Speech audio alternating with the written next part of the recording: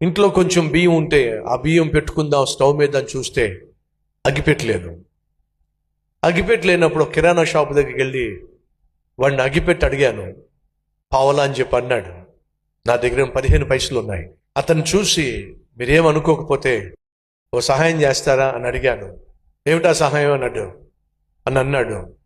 ఈ అగ్గిపెట్టిలో సగం పుల్లలు మాత్రమే నాకు ఇవ్వండి, సగం పుల్లలు మీ దగ్గర ఉంచుకోండి అన్నాను. అదేమిటయ్యా సగం సగం ఏమిటి? నా దగ్గర పావులా లేదు, నా దగ్గర 15 పైసలే ఉన్నాయి. అగ్గిపెట్టిలో కనీసం సగమన్నా ఇస్తే వీళ్ళు కొంచెం వండుకుంటాను అని చెప్పి అడిగాను. అతడు ఆ రోజు దయతలిచి పోనీలే పూర్తిగా అగ్గిపెట్టి పట్టుకెళ్ళాం. ప్రియ సహోదరి సహోదరులు, ఈరోజు ఎంతగా ఈ సేవ వర్ధిల్లింది అంటే దీని వెనక ఎంతో కన్నీరు ఉంది, ఎంతో త్యాగం ఉంది, ఎంతో ప్రయాసం ఉంది.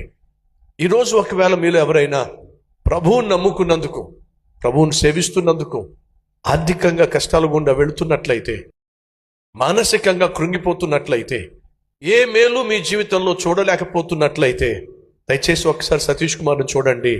ఈ సతీష్ కుమార్ని దీవించిన దేవుడే నిన్ను కూడా దీవించడానికి సిద్ధంగా ఉన్నాడు. మర్చిపోకండి.